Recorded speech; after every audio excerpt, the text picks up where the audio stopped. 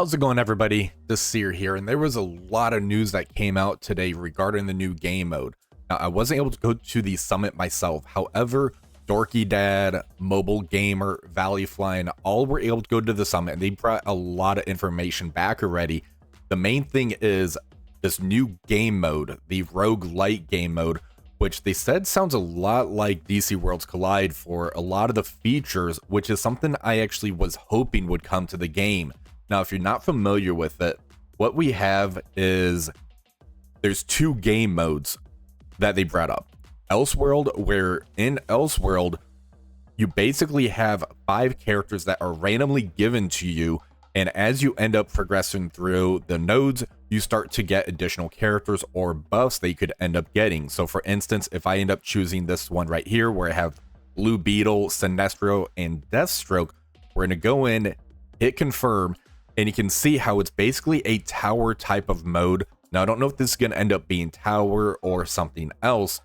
However, things that could end up going on is you could go in battle right here and end up facing these characters. And then as you complete these nodes, you get buffs that you can end up applying to the 5 characters that we end up getting.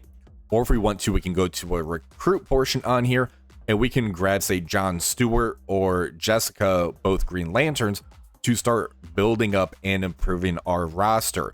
Now, another game mode that they end up saying that this is actually similar to from this game is something that's called Digital Universe. So if we go back in game, over in the adventure portion, you can go to Digital Universe, and what you have is a pre-generated map. So we're going to go in, select this map, and as you see, there's a lot of different pathways that you could end up going, and for this map, we need to complete all 3 sides to unlock this portion here, to face this character, and then end up exiting the map. It's actually very interesting and very cool, and I'm very, very excited that something like this is coming to Marvel Strike Force.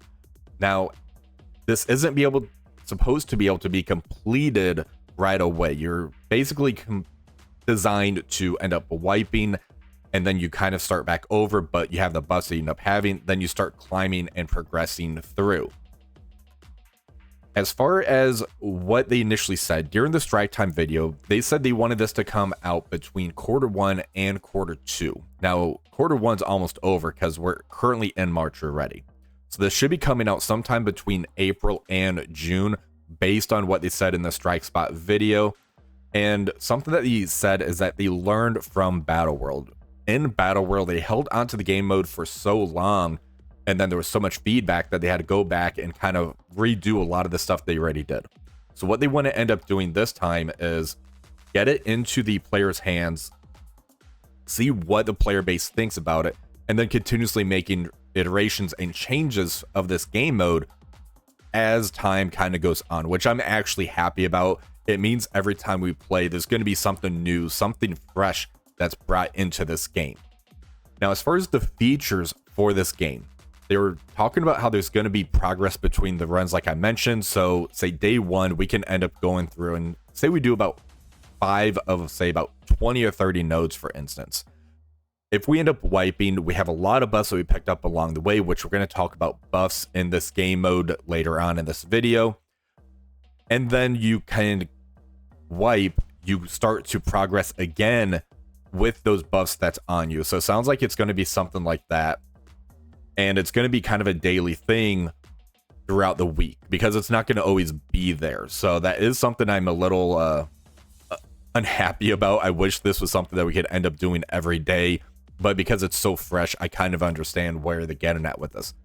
Now, with the map, they did say this is going to be something that is different every time, and this is not going to be an AI generated map. So that's actually good to know, because if they end up adding AI into the game, we know that things could end up going wrong because of this. Now, we end up discussing kind of the starting characters that we get through the Elseworld portion of this game. So the starting characters that we end up getting on this Elseworld was that Blue Beetle, Deathstroke, and Sinestro. So let's go ahead and play a little bit of this. We're going to go into Recruit. I'm just going to grab John Stewart. Now, I wish he was actually better in this game. Now we're going to end up being able to go through, and let's go ahead and select this node. We're going to hit fight in here, and we're just going to go ahead and set our team that we're going to end up using. And let's go with this guy. We're going to end up selecting our ultimates, which this isn't something that's going to be in the game. Hopefully in the future we can get something like this. Now, depending on how strong this is, we can end up hitting some skip battle. For this purposes, we're just going to go ahead and do this so you can kind of see what buffs we potentially could look at for this game. So we end up selecting this, we hit continue. Now we get to select a buff. So buffs that you could end up getting in DC Worlds Collide is something like damage by 50% when enemies below 40%. So we get a damage boost against that character when they're lower on health. Or maybe you could do something where we can decrease the enemy attack and crit damage, making it easier to be able to take the barrage that they end up throwing at us, or increase damage by 50% when they're above 60%. Kind of get the burst on them and then kind of focus them down after that. I'm going to select this one for now. Let's go ahead and hit confirm on this. Now we have another floor we could do. Let's go ahead and do this. We're going to skip this floor as well. And we're going to see what buffs we can get for this version here. All right, so as far as the buffs here, we have defense by 50%. When detonating, the detonation damage increases by 20% for every stack of Frostbite. So Frostbite's something they have in this game. For Marvel Strike Force, they can do something maybe with leads with that portion. When an ally casts their ultimate, so we can do this in Marvel Strike Force, for instance, this ally will lose 15% of their current HP, and they gain 4 stacks of strong attack. Basically think that as like attack up. We'll select that one. So you can kind of see what could potentially come into this Elseworld or ROGUE-LITE game for Marvel Strike Force. Now, something they could end up doing is when we go in for the Marvel Strike Force version, there could be something where there's restrictions. You can only have these type of characters, or maybe they want to do like a monetization version for this, which we'll talk about later on the slides.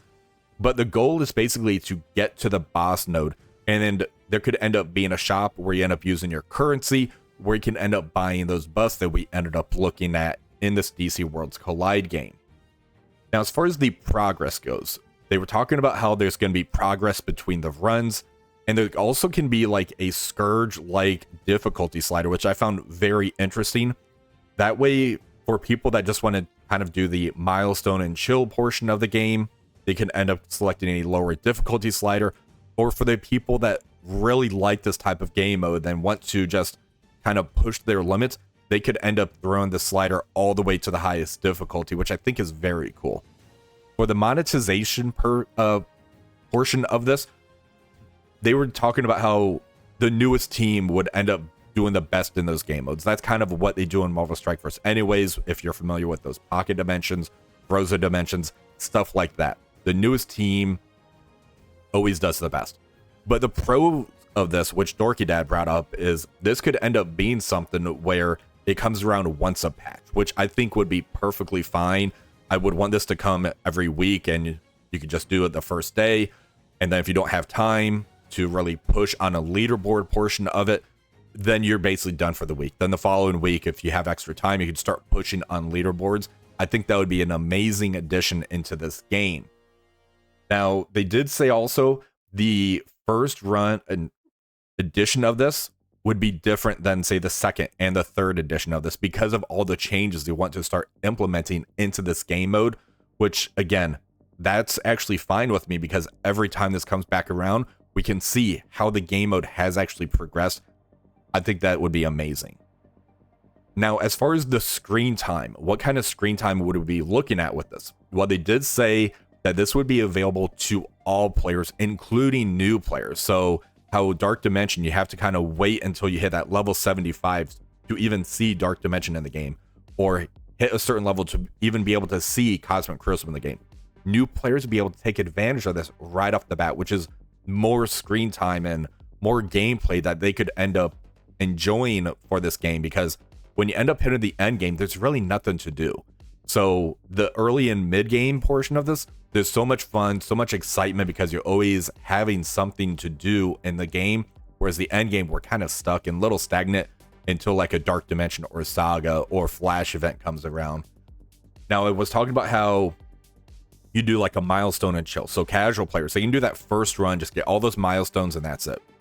For those hardcore and really want to push sweaty players, they would be able to kind of push for a leaderboard. The leaderboards wouldn't be anything like too extravagant, like say diamonds on Mephisto or anything like that.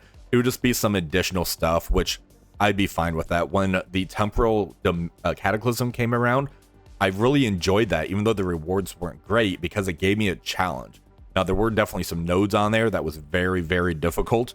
However, I enjoyed the challenge and kind of solving the puzzle of that type of game mode. So I think that's something that this could really end up bringing to the game.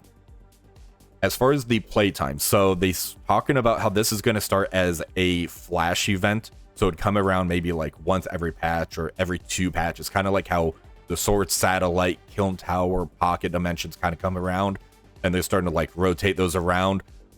If this ends up happening to where it does come once a patch, that would be pretty amazing in my opinion, especially right now in the game where they're starting to boost all of the excitement, all of the fun, because we had that Professor Xavier saga, we have Gear 20 now in the game.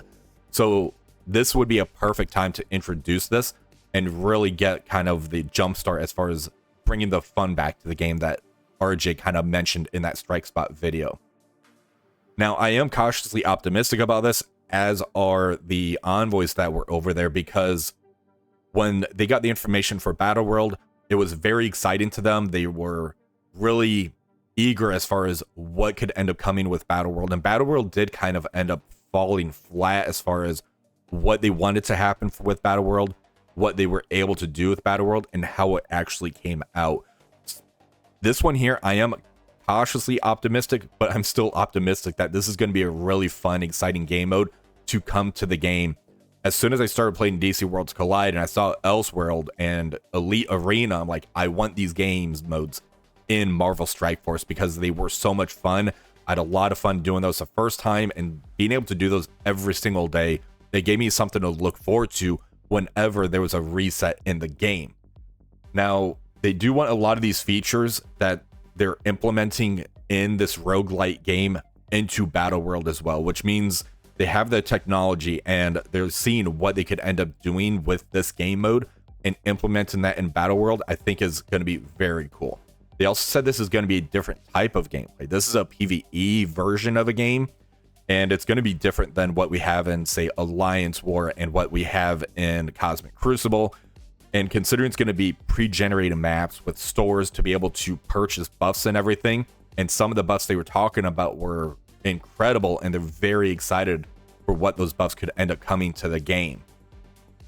As far as bringing the fun back into Marvel Strike Force, so they said they need to address the following: bring the fun, which is going to be PvE content fun, the gameplay differentiate, so basically they want a different gameplay experience. So that's where those pre-generated maps that's going to kind of come into the game. Every experience is going to be a different experience as far as the nodes, the waves, everything that you're going to be facing. And they want this to be replayable, so it's going to be a replayable PvE game mode. Now, they did end up learning for Battle World, like I mentioned. Something that they need to, I think, address is not using Year 1 characters. They need to make sure that they're sticking with those newer characters into the game.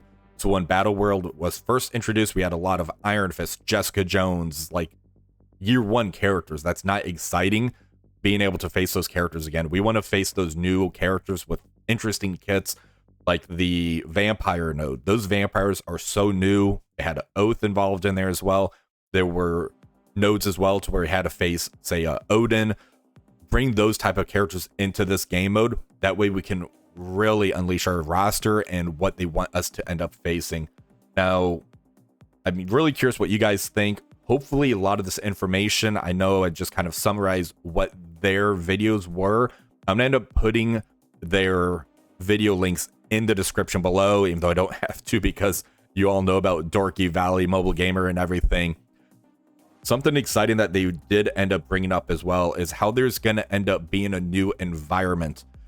I'm really excited to see what this environment ends up being, but apparently it's something where it's going to be hard not to leak because of the name of it, and it really makes sense. That's kind of the hints they kind of gave about that.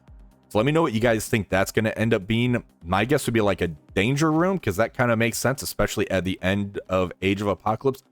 We'll see, but let me know in the comments below. Hopefully you guys enjoyed this video. If you did, please remember to like, share, and subscribe. Until next time, have a wonderful rest of the day.